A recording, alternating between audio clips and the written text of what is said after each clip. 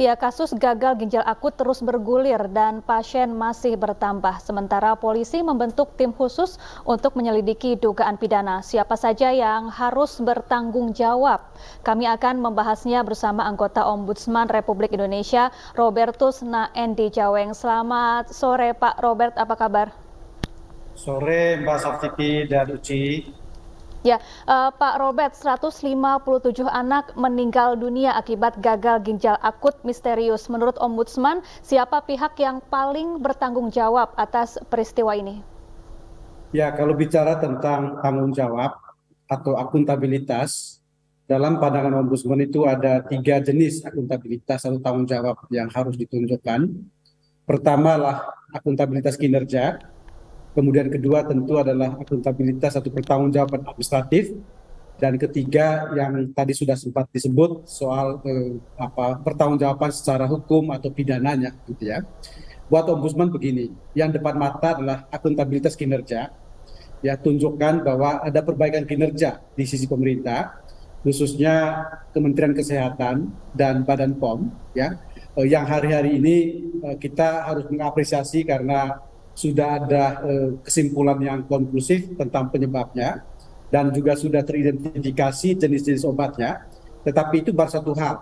Hal yang lain adalah bagaimana memastikan bahwa obat-obat ini tidak saja tidak lagi diproduksi, tetapi juga tidak didistribusikan. Nah, ini problemnya.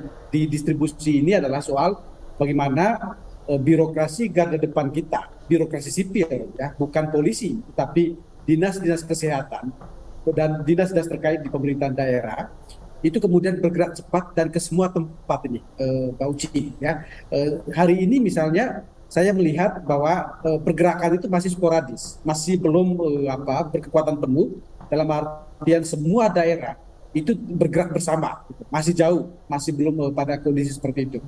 Baik juga misalnya kalau Kementerian Kesehatan dan Badan POM mengajak Kementerian Dalam Negeri sebagai pembina, Kemendagri pembina penyelenggaraan pemerintahan daerah, maka kemudian akan ada apapun surat keputusan bersama atau instruksi atau apapun kepada kepala daerah yang kemudian memerintahkan dinas-dinas terkait, khususnya dinas kesehatan, untuk melakukan tindakan proaktif ke semua tempat, ya, tempat-tempat penjualan, apakah tempat farmasinya, toko obatnya, kios-kios dan sebagainya. Karena kita nggak pernah bisa tahu secara pasti apakah perintah yang ada di pemerintah pusat ini itu kemudian diterjemahkan secara sama di Papua, di Kalimantan, di Sumatera, di Nusa Tenggara Timur dan sebagainya. Kami harus mengatakan bahwa masih banyak obat-obat yang teridentifikasi sebagai obat yang bersenyawa berbahaya tadi itu masih terjual, Pak. Nah, ini yang saya kira jangka pendek adalah akuntabilitas kinerja dengan kemudian ada suatu upaya besar bersama, bergerak bersama dengan mengedepankan perangkat pemerintahan daerah dan bahkan pemerintahan desa untuk melakukan pelacakan, pengidentifikasian dan pelarangan distribusi yang adanya itu di level eceran, yang adanya itu di level kios-kios yang langsung berhadapan dengan masyarakatnya, gitu ya. Eh, Tidak ada banyak gunanya kalau kita misalnya melarang yang di bagian besar di pemerintah pusatnya atau di nasionalnya, tetapi di lapangan ini masih saja kemudian dikonsumsi oleh masyarakat yang satu itu, kemudian kedua yang tidak mendapatkan informasi secara akurat, secara lengkap, secara simetris.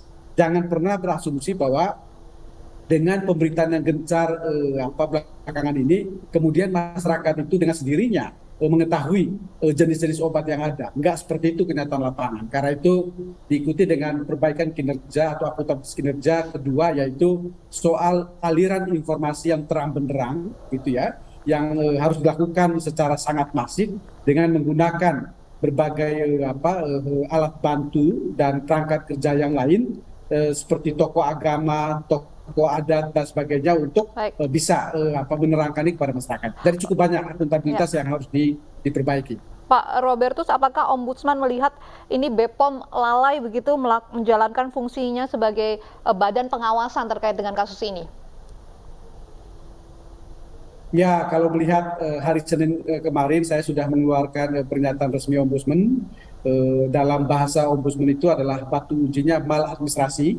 Ya, paling tidak ada sejumlah bentuk maladministrasi yang kita lihat baik pada Kementerian Kesehatan maupun Badan POM sendiri yang kita harapkan itulah bentuk pertanggungjawabannya, akuntabilitasnya dengan perbaikan-perbaikan atas maladministrasi yang ada terkait maladministrasi data yang hingga hari ini kita harus akui bahwa belum bisa mendapatkan data yang sangat lengkap dan terupdate. Kemudian juga hak masyarakat untuk bisa mendapatkan informasi yang sangat jelas.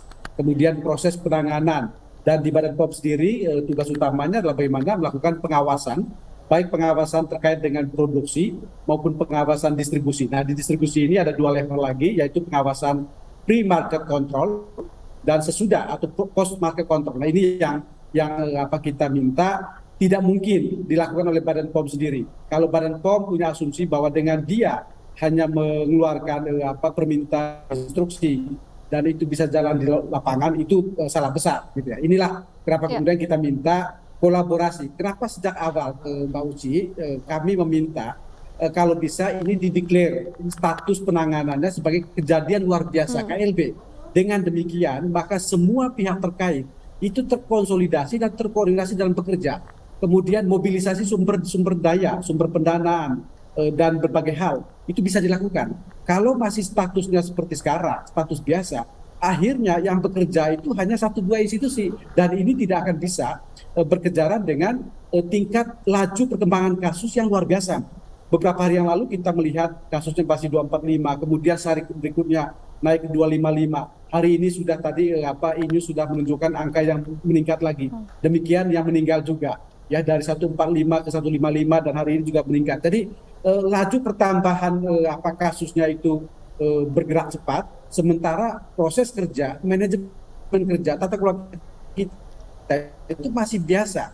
Sejak awal Ombudsman sudah minta gitu untuk menaikkan statusnya sebagai kejadian luar biasa. Baik. Bukan apa-apa, tidak untuk menunjukkan sesuatu yang gawat atau darurat dalam soal kerja, tetapi untuk mengkonsolidasi bahwa ini kerja besar bersama.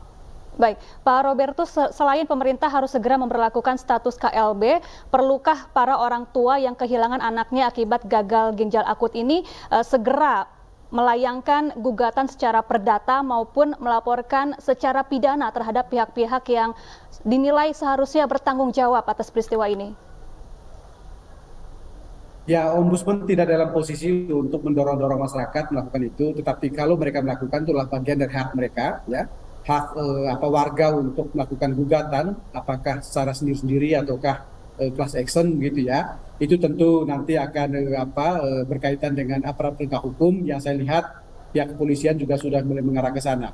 Kalau Ombudsman konsentrasinya adalah pada akuntabilitas perbaikan kinerja dan kemudian kedua adalah pada pertanggungjawaban administratif dalam artian bahwa Badan POM juga harus menjatuhkan sanksi secara administratif ya kepada perusahaan-perusahaan informasi yang mungkin saja hingga hari ini masih masih memproduksi obat-obatan yang sudah diduga bersenyawa sangat berbahaya atau yang selama ini sudah diingatkan tetapi tetap saja memproduksi seperti itu, termasuk mereka yang masih mengedarkan atau mendistribusi. Jadi akuntabilitas kinerja dan pertanggungjawaban administratif adalah 2 hal yang menjadi ranah Ombudsman dan kita meminta karena tanggung jawab itu ada pada pemerintah, jadi pemerintah harus bertanggung jawab dengan apa? Dengan menunjukkan perbaikan kinerja, dengan apa? Dengan kemudian dia tegas menjatuhkan sanksi administratif kepada para pihak yang mendistribusi atau memproduksi obat yang ada. Jadi harus ada sanksi yang tegas begitu ya Pak Robertus ya. Kita berharap kejadian ini tidak terulang lagi dan juga tidak ada nyawa-nyawa lagi yang harus melayang akibat kasus ini.